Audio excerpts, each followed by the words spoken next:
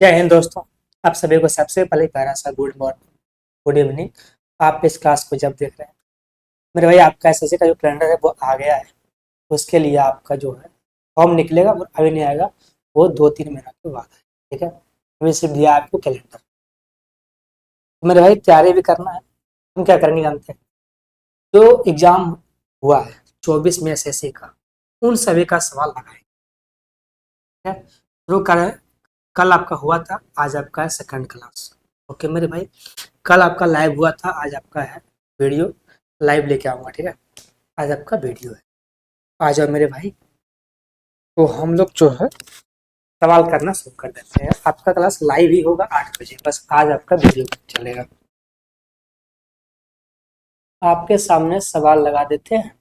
1 number. Okay मेरे भाई, 25 सवाल है, उसमें से आपको पूरा का पूरा सवाल नहीं मिलेगा। ठीक है, क्योंकि सवाल करना रहता है कम से कम। देखिए, सवाल करना और करवाना में बहुत अंतर होता है। अगर आपको करना है तो किसी को न कुछ नहीं समझाना है, फटाफट सवाल करना है। लेकिन अगर करवाना है तो हर चीज को समझाना है। ओके, तो 25 में से आपको 15-16 सवाल एक क्लास में मिलेगा, उसके आगे क्लास में मिलेगा फिर। ठीक है, तो हम लोग बहुत सारा सवाल है, बहुत सारा क्लास भी करना होगा आपको, तभी आपका खत्म होगा। इतना लंबा सवाल।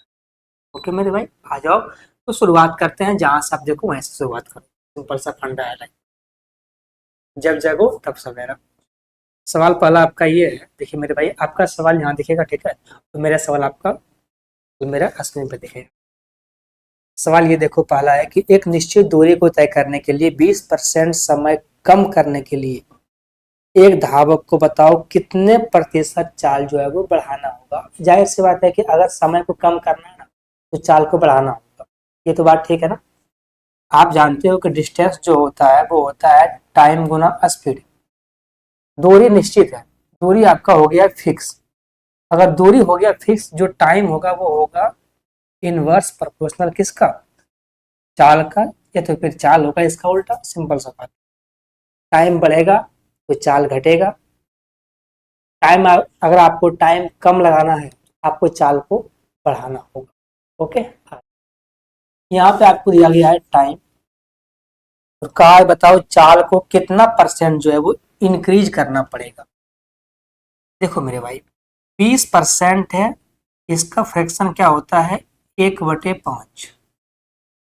नीचे हमेशा मान किसका होता है? टोटल का। तो पहले अगर आपका 5 है, पहले आपका अगर 5 है, तो टाइम को आपको एक कम करना पड़ेगा। पहले 5 है ना, आप एक कम करोगे, कितना बचेगा? 4। अब आपका टाइम हो जाएगा 4।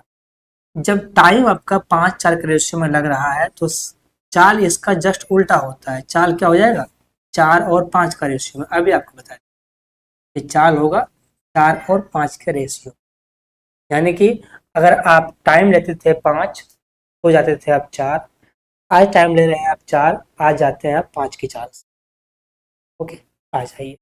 पूछा आपसे यही है कि बताओ चाल जो है वो कितना परसेंट आपको इंक्रीज करना पड़ेगा। देखो, आपने चाल को 4 से 5 कर दिया, एक का वृद्धि कर दिया, कितना पर? 4 पर। 1/4 ही होता है 25%। इसे क्या बोलते हैं? इसे बोलते हैं 25%। अगर आप इतना भी नहीं समझते हैं तो 1/4 निकालना, आपको परसेंटेज में गुना करो, 100 से काटोगे वहीं पहुंचोगे। पर आपको याद रखना है कि 1/4 क्या होता है? 25%, 25%। ओके मेरे भाई, आ जाओ सवाल करते हैं अगला। सवाल पसंद आया ना, और तरीका बताने का, मेरे भाई आप कम से कम एक लाइक तो करो। ये करते नहीं हो आप। सवाल अगला ये है आपका, करें।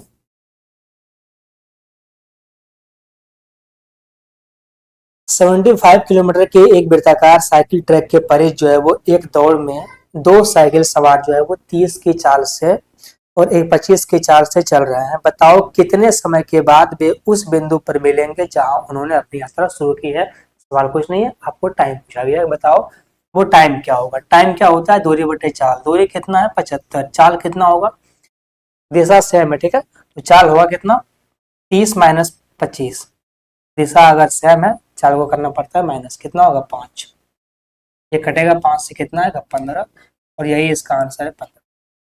सिंपल सा क्वेश्चन था, भले ही बड़ा लग रहा है पर बहुत ही आसान। आ जाओ सवाल करते हैं।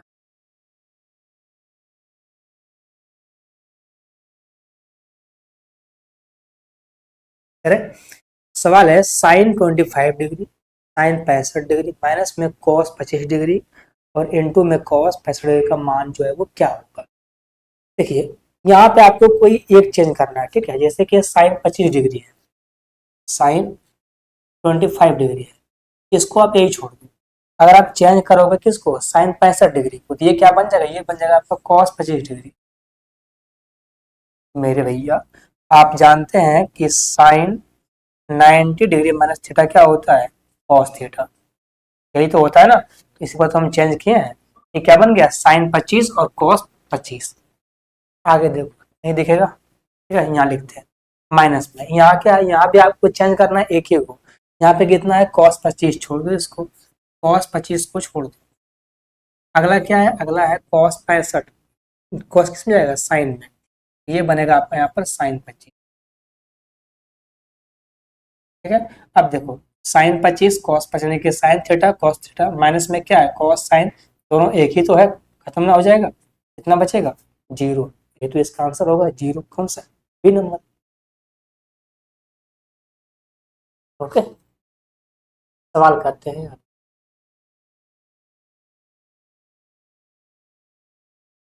और एक बात जो बहुत ही इम्पोर्टेंट है, अगर आपको सवाल करना है प्रीवियस वाला सवाल, तो उसके लिए आपको कम से कम एक बार सिलेबस पूरा कंप्लीट मांगता है, ठीक है।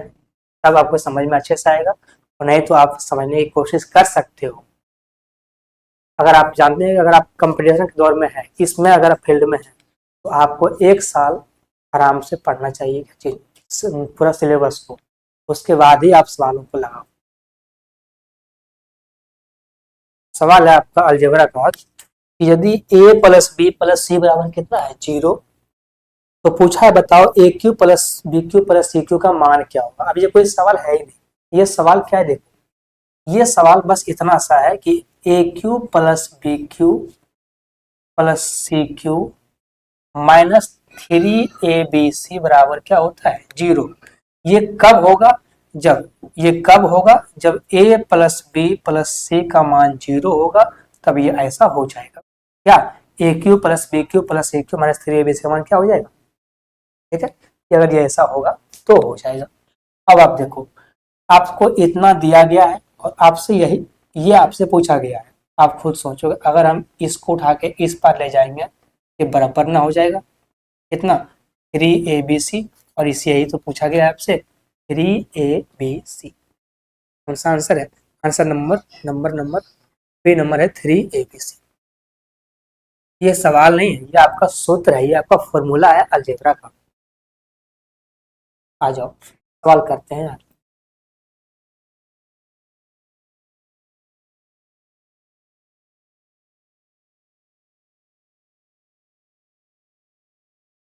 सवाल करो आप 4 नंबर। सवाल है कि एक्स और वाई जो है, एक्स और वाई जो है वो भाई 4 5 नंबर, ठीक है जी। सवाल है एक्स और वाई जो है वो एक काम को 9 दिन और 36 दिन में पूरा कर सकता है, वे बारी बारी से एक एक करके काम करता है। पूछा है बताओ कार्य कब पूरा समाप्त होगा। आपके मन में डाउट रहेगा, क्या सवाल इतना नॉर्मल आता है, ऐसा भी होता है क्या। आप उठाओ और सवाल देखो, अगर ये सवाल ना मिलेगा तो आप कहना कि आप पढ़ाते हैं हाल चाल, ठीक है। जो सवाल है वही पढ़ा रहे हैं। चलिए, एक्स है और एक वाई है। एक्स कर रहा है 9 दिन में, वाई कर रहा है 36 दिन में। इसका एलसीएम क्या होगा, आपका होगा 36। ये काटेगा इसको 4 बार में, ये काट देगा इसको 1 बार में। यहाँ से 4 और 1 जो है वो आ गया इसका क्षमता का अनुपात। सवाल ने कहा है कि इसको बारी बारी से काम करना है, आज एक्स करेगा, कल वाई करेगा, परसों एक्स, ऐसे चलेगा। आज एक्स काम किया तो वाई करेगा कल, फिर एक्स करेगा, फिर वाई करेगा, ऐसे जो ये चलता रहेगा। कब तक, जब तक पूरा काम खत्म ना हो जाए। आप सीक्वेंस को पकड़ो, देखो यहाँ के बाद सीक्वेंस जो है वो सेम हो रहा है, सेम चल रहा है, x y x y x पे चल रहा है। तो आप देख लो कि 1 और 1 2 दिन हो रहा है।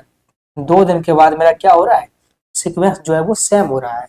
अगर आपने इस सवाल को एक बार पकड़ लिया, फिर चाहे जैसा ही पूछे वो घुमा घुमा कर आप पकड़ लो। आपको बस यहाँ से सीक्वेंस पकड़ना है कि एक्स और वाई जो है वो 2 दिन में कितना काम करेगा। आप ये बताओ, 2 दिन में एक्स अपना 4 काम करेगा, वाई अपना 1 काम करेगा, कितना काम हो जाएगा, 5 काम। 2 दिन में 5 काम होगा, लेकिन भाई काम तो 36 करना है ना। इस 5 का कान पकड़ो, इसको खींच के ले जाओ कहाँ, 36 के पास। इसमें क्या गुना करोगे कि 36 के पास पहुंच जाओगे, आप कहोगे 7 गुना कर, पहुंच जाओगे। 7 गुना करोगे तो ये गुना पूरे में होगा, यहाँ भी होगा 7, कितना हो जाएगा, ये होगा 14, और ये कितना होगा, 7×5 = 35, ये हो गया 35। लेकिन सवाल तो आपको 36 काम करना है, अभी भी आपका 1 काम बचा हुआ है। अब देखना, जैसे ही सीक्वेंस यहाँ पे समाप्त हुआ, ठीक है, मानो यहाँ पे काम समाप्त हुआ, यहाँ पे आपका 35 काम हो गया है। अब जो अगला जो 1 काम करना है वो काम तो एक्स करेगा ना, एक्स का बारी आएगा ना, ये काम कौन करेगा, एक्स करेगा। एक ही काम बचा हुआ है मेरे भाई, एक ही काम बचा हुआ है। देखना, 14 दिन तो लग गया है, प्लस में एक ही काम बचा हुआ है, और ये काम कौन करेगा, ये काम करेगा 4, तो ये करेगा 1/4 दिन। तो आंसर क्या आएगा, 14 सही 1/4, और यही इसका आंसर। कौन सा आंसर है, बी नंबर हो जाएगा, 14 सही 1/4 दिन।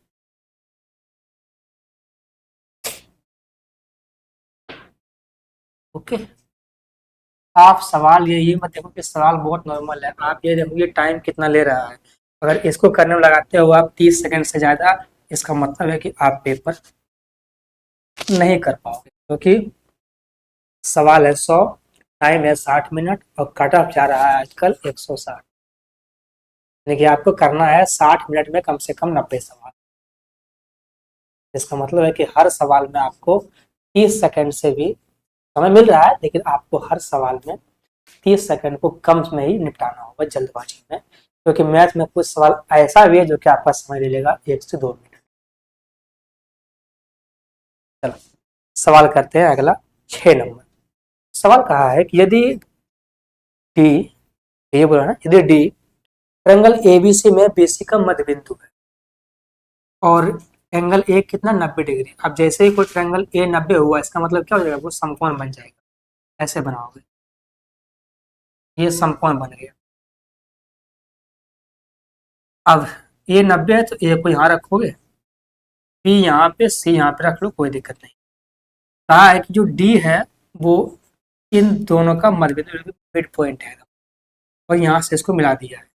और सवाल बोला है कि बताओ एडी की लंबाई जो है वो क्या होगा। एडी का लंबाई जो है वो क्या होगा, भाई बीसी का आधा होगा।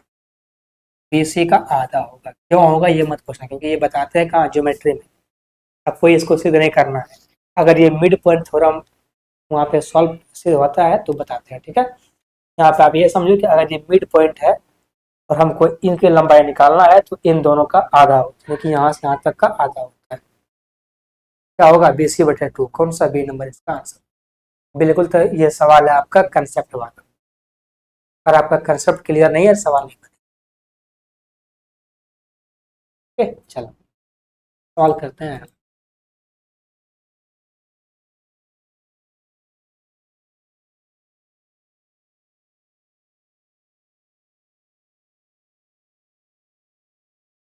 सवाल है आपका एज वाला कि रहीम की वर्तमान आयु उसकी पुत्री सविता की वर्तमान आयु की 5 गुना है।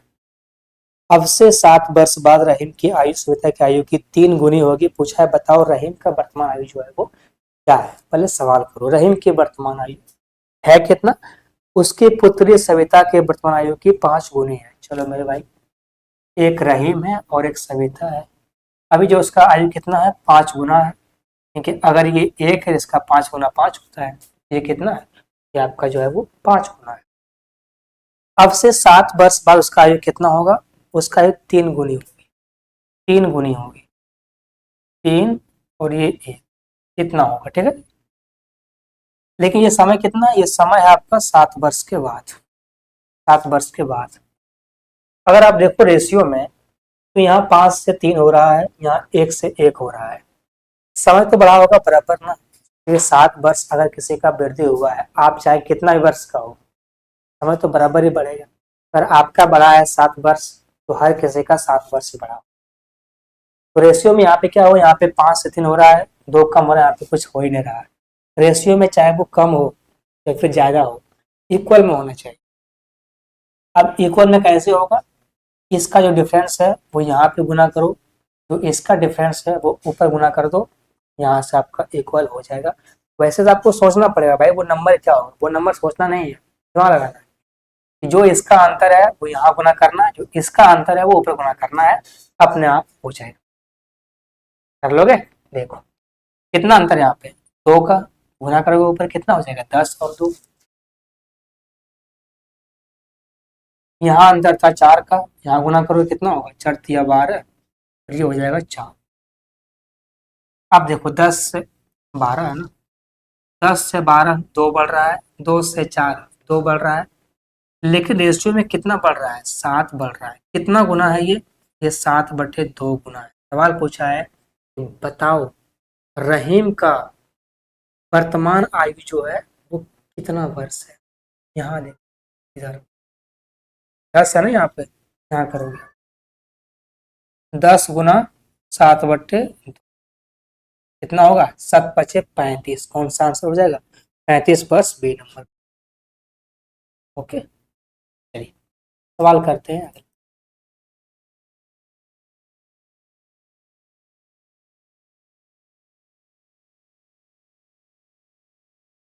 सवाल है आपका 8वां। सवाल ये है, यदि साइन 20 प्लस में एक्स बराबर कॉस 60 डिग्री है, तो बताओ इस सभी का मान जो है क्या होगा। 2 sin² 3x प्लस में 15 डिग्री माइनस में cosec² 2x प्लस में 10 डिग्री का मान। अगर आप यहाँ आप देखो तो हर जगह पे x है, इसका मतलब क्या है कि आपको यहाँ से x का मान चाहिए, और x है क्या, डिग्री है। ये आपको निकालना पड़ेगा, सिंपल सा तरीका है। कैसे करोगे, देखो आपको दिया गया है साइन 20 प्लस में x, कितना है, साइन 20 प्लस में साइन 20 प्लस में x बराबर कितना है, कॉस 60 डिग्री। इसको कुछ मत करना, इसको छेड़ लो। आप जानते हैं कि साइन 90 डिग्री माइनस में थीटा क्या होता है, कॉस थीटा। ठीक है, यहाँ पे यही लगा दो और इसको चेंज कर। जब आपने इसका चेंज किया तो ये बन गया कॉस, क्या बन गया, कॉस 90 डिग्री माइनस में कितना होगा, 20 होगा ना, 20 और माइनस में एक्स रहेगा, बराबर कितना होगा, कॉस 60 डिग्री। देखो मेरे भाई हर लाइन को लिखना भी एक तरह से इलीगल है, ठीक है, मेरे नजरों में। देखो ये 90 में से घटेगा 20 तो कितना बचेगा, 70। 70 जाएगा उस पार तो कितना बचेगा, -10। यहाँ है माइनस का एक्स, कितना बचा है, -10 कट गया ना, कितना बचेगा, ये बचेगा एक्स का मान क्या, 10। सवाल जो पूछा गया वहां पे पुट करो। सवाल पूछा है 2 sin², 2 sin², 3x प्लस में 15, 10×30 अब 15 कितना होगा, 45 डिग्री। और माइनस में है cosec², 2x प्लस में 10, cosec² है ना, cosec², 2x 10×2 = 20, और कितना है 20 और 10 कितना होगा, 30 डिग्री, ये होगा 30 डिग्री। अब इसका मान रखो और निकालो। आप जानते हैं कि साइन 45 का मान जो होता है वो 1/√2 होता है, इस पे स्क्वायर कितना होगा, 1/2। तो 1/2 से 2 कट जाएगा ना, यहाँ पे जाएगा सिर्फ 1 माइनस में। यहाँ है cosec² 30 डिग्री का मान होता है 2, क्या होगा, 2 का स्क्वायर 4, कितना बचेगा, -3। और यही इसका आंसर होगा -3। इसका आंसर डी नंबर है, -3। यही तो है। आ जाओ सवाल करते हैं अगला।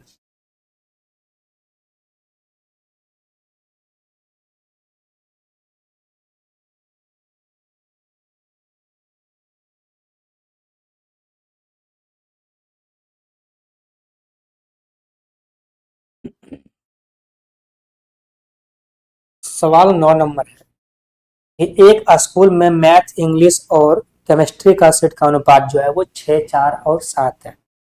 यदि इन सीटों में क्रमशः 20%, 40%, 60% की वृद्धि की जाती है तो बताओ बढ़ी हुई संख्या जो है वो किस अनुपात में है। यहाँ पे 3 है विषय है, एक आपका मैथ है, कितना है 6, 4, 7 के अनुपात, ये है 6, ये है 4 और ये है 7 के अनुपात। अब इसमें बढ़ाना है, देखिएगा जब आप बढ़ाओगे ना 40% तो 40/100 बनेगा। अब 100 कटेगा नहीं, ठीक है, एक जीरो बच जाएगा और जीरो अगर बचेगा तो आपका पॉइंट में आएगा। आप क्या करो, आप अपने मर्जी से रेशियो में कुछ भी कर सकते हो, कोई दिक्कत नहीं। आप अपने मर्जी से रेशियो में गुना करो। अगर आपने गुना किया पूरे 10 से तो ये 10 60 होगा, 40 होगा, 70 होगा। जब आप इसको बढ़ाओगे तो यहाँ से सब कट जाएगा तो पॉइंट में नहीं आएगा। आंसर पॉइंट में भी आ सकता आएगा, कोई दिक्कत नहीं है। बस पॉइंट से बचने के लिए आपको 10 से गुना करना है रेशियो में। ओके, आ जाइए। पहला बोला गया है कि 60 का बढ़ाओ 20%। 60 का 20% बढ़ाना है, कितना होता है, ये होता है आपका 6 दूना 12। 60 है, बढ़ाओगे 12, कितना हो जाएगा, ये हो जाएगा 72। 40 का बढ़ाना है आपको 40%, ध्यान दीजिए मेरा। 40 का 40% होता है 16, कितना होगा, 4 चौका 16। 40 में बढ़ाओगे 16, कितना होगा 56। 70 का बढ़ाना है आपको 60%, मेरे भाई 70 का 60% कितना होता है, आप कहोगे 7 छक्का 42, 70 का कितना हो जाएगा 112। तो ये आ गया इस अनुपात में 72, 56 और 112। और आंसर ये तो कभी होगा नहीं। आंसर रेशियो में सबसे छोटा मान होता है, ठीक है। इन सभी ये मान किससे कटता है, अगर आप इस बात को सोचने में भी समय लगाओगे ना, सारी मिस्टेक हो जाएगा, ठीक है। पहले आप 2 से काटोगे, फिर 3 से काटोगे, 4 से काटोगे, 5 से काटोगे, कैसे काम चलेगा,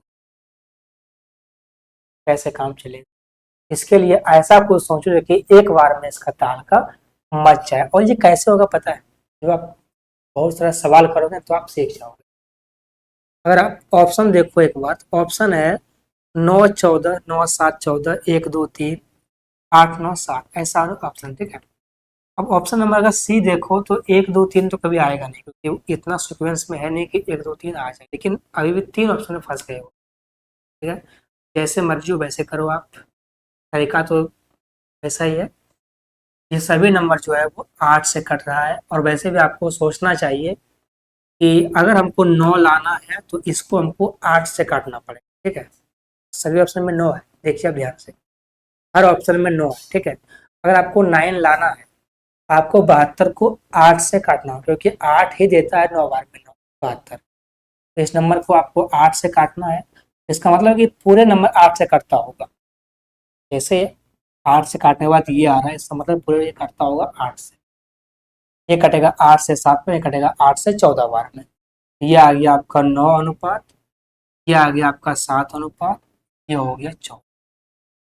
ये इसका आंसर होगा। काटने का तरीका अपना अपना होता है, आपको जो पसंद है वो कर लीजिए। ओके, सवाल करते हैं।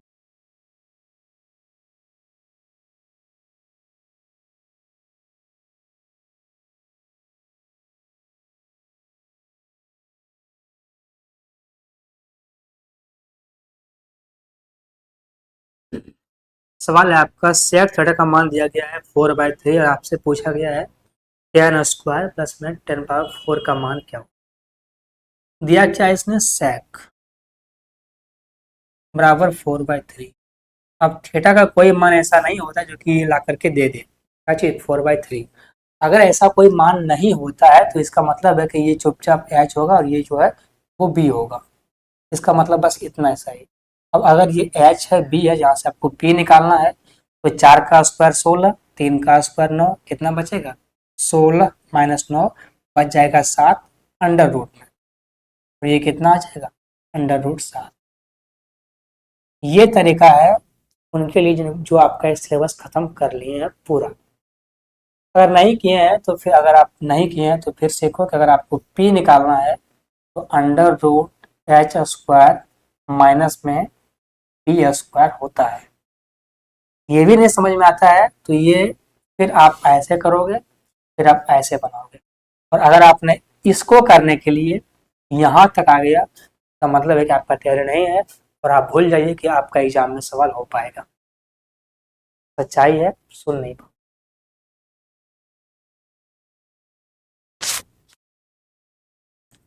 ओके, पूछा क्या है, टेन स्क्वायर। आप जानते हैं टेन क्या होता है, पी बटे बी। पी तो √7 है, बी कितना है 3, लेकिन स्क्वायर में है। √7 का स्क्वायर 7 होगा और 3 का स्क्वायर 9 होगा प्लस में।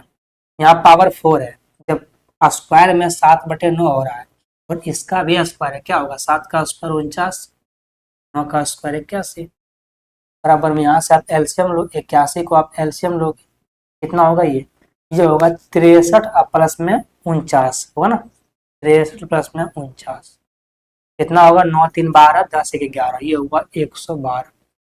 कितना आ गया, ये आ गया आपका 112/81 और ये इसका आंसर है। सवाल का जो आंसर आप लिखोगे वो बस इस लाइन को ही लिखोगे, ठीक है, इसको ही लिखना है आपको। जो लिखे हैं बोर्ड पे 1 लाइन का सवाल है, इतना है। बाकी बात जो लिखना है वो सोचना है, लिखना नहीं।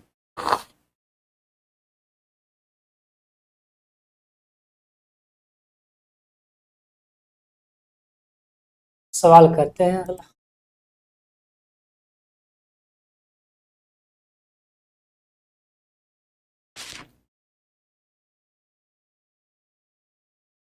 सवाल है कि 15 क्रमागत सम संख्याओं के समुच्चय का औसत जो है वो 64 है। इन सबसे छोटी संख्या और बड़ी संख्या का अंतर बताओ जो है वो क्या होगा। आप देखो कि 15 वो संख्या है, ठीक है, उसका औसत कितना है, औसत उसका 64 है। ध्यान दीजिएगा, एवरेज जो होता है वो हमेशा होता है बीच में। मान लो कि यहाँ पर जो है वो एक संख्या जो कि कितना है 64 है, एवरेज हमेशा बीच में होता है। अगला जो यहाँ से 7 संख्या होगा, 1 2 3 4 5 6 7, जो संख्या अगला 7 होगा ये अगला 7 होगा, इसके पीछे भी 7 संख्या होगा, इसके पीछे भी 7 संख्या, ठीक है। 15 संख्या है, 15 संख्या में से 7 संख्या इसके आगे होगा, 7 संख्या इसके जस्ट पीछे होगा, बीच में होगा इसका एवरेज। पूछा है सबसे बड़ा का और सबसे छोटा का जो है वो क्या होगा। देखो, अगर आपको जाना है इधर से सबसे बड़ा, तो इसका 8 बार, सॉरी 7 बार, 7 ज्यादा जाओगे। लेकिन सवाल ने कहा है कि सम, और सम हमेशा आता है 2 के बाद, जैसे कि 2 फिर 4 6 8 10, सम आ रहा है 2 के बाद, तो 7 है, लेकिन सदगुना 14 अंक के बाद लेना है। कितना होगा, 14 जोड़ना है, कितना होगा मेरे भाई, जो नंबर अगला होगा वो 14 के बाद होगा, कितना होगा 64 14 कितना होता है 78, ये होगा आपका 78। इसी तरह जो नंबर आपका पिछला होगा वो 14 कम होगा, 14 ज्यादा होगा 14 कम होगा, कितना होगा ये होगा आपका 50।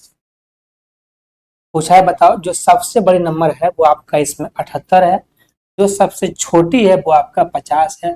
पूछा है इसका अंतर क्या हो, 78 50 घटाओ कितना बचेगा 28, का अंतर कितना आ गया 28। सवाल है एवरेज का, बहुत ही अच्छा सवाल है, सवाल करना पड़ेगा।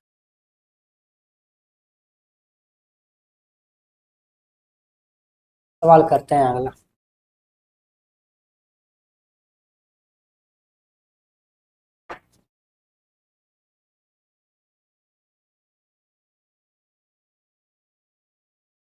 सवाल है कि a plus B plus C बराबर जो है वो 12 है, A square plus B square plus C square का मान जो है 50 है। पूछा है ए Q plus B Q plus C Q minus में 3abc का मान जो है क्या होगा। अब इसको करने के लिए सूत्र होता है, पहले आप वो निकाल लो, यहाँ से पहले आप एक चीज निकाल लो, ए प्लस बी प्लस सी का स्क्वायर कितना है 12, कितना होगा 12 का स्क्वायर 144, बराबर में होता है A plus B, A square plus B square plus में सी स्क्वायर, वो मान आपको दिया गया है 50, और प्लस में होता है 2 into A B B C C है, ठीक है, इसको आप एक्स मान लो। 50 आएगा इस पार तो कितना बचेगा, ये बच जाएगा आपका, जाएगा 44, फिर 6 जाएगा, बचेगा आपका 94, ठीक है, बराबर कितना है 2x, बचेगा मेरे भाई, 2 से कटेगा कितना बार में, ये कटेगा 47 बार में। यहाँ से कितना माना गया इसका 47, ये क्या निकला, ये एक्स निकला, ये निकला आपका एक्स वाई वाई जेड, ठीक है, कैसे हुआ देखिए, आपसे पूछा गया है ए Q plus B q, a में ये ना, ए में ये b Q plus C Q minus 3 ABC बराबर जो है वो क्या होगा, ये आपको नहीं पूछा गया है। इसका एक सूत्र होता है, सूत्र क्या होता है, A plus B plus C, A square plus B square plus C square minus में A B plus B C या प्लस में सी ए, तो मेरे भाई ये सूत्र होता है। अब अगर आपको ये सवाल करना है तो आपको ये सूत्र आना चाहिए, तभी ये सवाल आपका सॉल्व होगा। यहाँ पे आपको सब मान देखो दिया गया है, ये मान आपको दिया गया है, कितना दिया गया है, ये आपको दिया है 12, आपको ये मान दिया गया है 50, और अभी आप ये निकाले हैं 47, कितना बचेगा, 3 × 12 कितना हो जाएगा 36, ये कितना हो गया 36, कौन सा आंसर है, डी नंबर इसका आंसर होगा 36, ठीक है, इसीलिए ये वाला मान जो है पहले निकाल लिया। अब इसका निकालने का भी सूत्र होता है, वो भी याद रखना पड़ेगा। सवाल करते हैं अगला,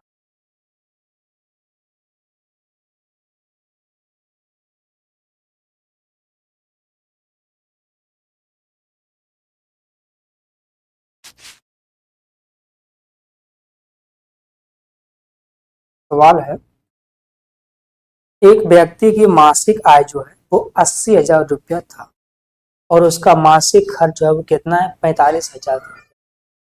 अगले वर्ष उसकी आय में जो है वो 16% की वृद्धि हुई, उसका खर्चा बढ़ा है 8%, पूछा है बताओ उसका बचत में कितना परसेंट जो है वो वृद्धि हुआ है। चलिए करते हैं, इनकम होता क्या है, इनकम होता है एक्सपेंडिचर और प्लस में सेविंग, आय क्या होगा खर्च प्लस में बचत, जो कमाओगे आप उसमें कुछ खर्चा भी करोगे कुछ बचाओगे। पैसा कितना कमाते हो, पैसा कमा रहे हो 80,000 रुपया, कितना खर्चा कर रहे हो 45,000 रुपया, कितना बचा रहे हो 35,000, ये पैसा आप जो है बचा रहे हो, ठीक है। देखिए जब आप बढ़ाओगे ना, कितना बढ़ाया है इसने 16%, जब आप बढ़ाओगे 16%, नीचे आएगा डबल जीरो, ये कटेगा नहीं, नहीं क्या बोल रहे हैं जो कटेगा नहीं, तो नहीं कटने का बाद पॉइंट आएगा, भी ध्यान देना है। चलिए अगर आप बढ़ाते हैं 80,000 का 16%, तो एक बहुत बड़ा नंबर आएगा, ठीक है, ध्यान दीजिए। अगर आप बढ़ाते हैं 8,000 का, सॉरी 80,000 का 16%, एक बहुत बड़ा नंबर आएगा, तो वो आप करना पड़ेगा, करना क्या है देखिए, रेशियो में से आप 2 जीरो, अगर आप यहाँ काटोगे 2 जीरो फिर नहीं करेगा, ठीक है, इसलिए आप 1 जीरो ही काट लो, यहाँ से काट लो 1 जीरो, यहाँ से काट लो 1 जीरो, ठीक है, एक ही काटो, रेशियो में अगर आप काटते हैं तो दिक्कत होगा। आप बढ़ा सकते हो 8,000 का 16%, कितना होगा, 16 × 8 कितना होता है, 28 से 100, यानी कि ये बढ़ गया कितना 1280, ये बढ़ गया आपका 1280, ये पैसा का वृद्धि हुआ इनकम। जैसे ही आपका इनकम बढ़ा ना, आपने क्या किया, आपने खर्चा को वृद्धि दिया, कितना 8%, आप निकालो 45 का 8%, कितना होता है 8 पंचे 40, 8 चौका 32 और 4 कितना होगा 36, कितना बढ़ गया 360 रुपये, ठीक है ना, 8 पंचे 40, 32 36, कितना बढ़ा 360, ये वृद्धि हो गया 360। ओके मेरे भाई, आप बताओ कि अगर आपका इनकम बढ़ता है 1280 रुपया, आप खर्चा बढ़ाते हो 360 रुपया, तो बाकी जो पैसा बचेगा वो कहाँ जाएगा, वो जाएगा आपका सेविंग में। कितना पैसा बच रहा है घटाओगे आप, ये जीरो बचेगा, ये जीरो बचेगा, 8 में 6 गया तो 2 बचेगा, 12 में से 3 गया तो 9 बचेगा, कितना बच रहा है 920 रुपये जो है वो बच रहा है, तो ये कहाँ गया, ये गया वृद्धि में, यही पूछा है, बताओ कितना का वृद्धि हुआ है, तो ये आपको निकालना पड़ेगा। आपको निकालना है इंक्रीज परसेंटेज। 920 रुपया का वृद्धि हुआ है, किस पर वृद्धि हुआ है, 3500 पर वृद्धि हुआ है। गुना में लगाओ 100% साइन, इससे आप ये काट सकते हो। 35 से अगर भाग दोगे आप 92 में जाएगा आपका, 2 बार में 70, कितना बच जाएगा, ये बच जाएगा 22, 220 बचेगा। 35 से जाएगा ये 10 तो जाएगा नहीं, 9, 8 ले लो आप, 8 पंचे 40, 8 या 24, 8 जगह 7 जगह, ठीक है। 7 पचे 35, 7 या 21 और 3 कितना हो रहा है 24, 7 में नहीं होगा 6 होगा। 6 पंचे 30, 6 या 18 और 3 कितना होगा 21। ये भी आपका 6 बार में। आप एक बार देखो आंसर भी 26 कहीं और तो नहीं है। ऑप्शन नंबर ए में 25 है, नहीं होगा। ऑप्शन नंबर बी में 26 है, बाकी बात सभी अलग अलग है, नहीं। इसका आंसर कौन सा आंसर होगा, बी नंबर होगा 26 पॉइंट समथिंग। जो है छोड़, 26 तो आ गया ना, इसी को पकड़ो ना, इसी को पकड़ो आप और इसको दबोचो।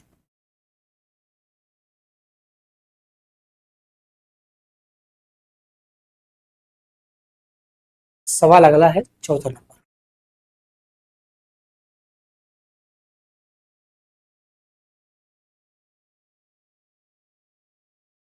ओके मेरे भाई, बहुत बड़ा सवाल है, ठीक है, बहुत ही हल्का वाला सवाल।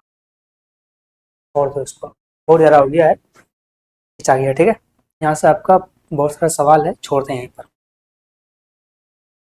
20 क्वेश्चन, इतना ही आप रहने दो। ओके मेरे भाई, आपको आधा सवाल दिए हैं, देखिए आधा सवाल कराने लग गया आपको कितना, 45 से। अगर सोचो हम पूरा कराएं 25 सवाल, तो ये क्लास जाएगा 1.5 घंटा, कितना टफ हुआ। ओके, तो आधा आधा ही करो आप, अच्छा रहेगा। इतना ही पहले कर लो, उसके बाद अगर आपको पूरा अच्छा लगे तो फिर से आप एक कमेंट करो, कहानी बनेगा और भी। चलिए मेरे भाई, तो हम मिलते हैं कल से फिर, मतलब कल फिर से मिलते हैं 8 बजे, तब तक के लिए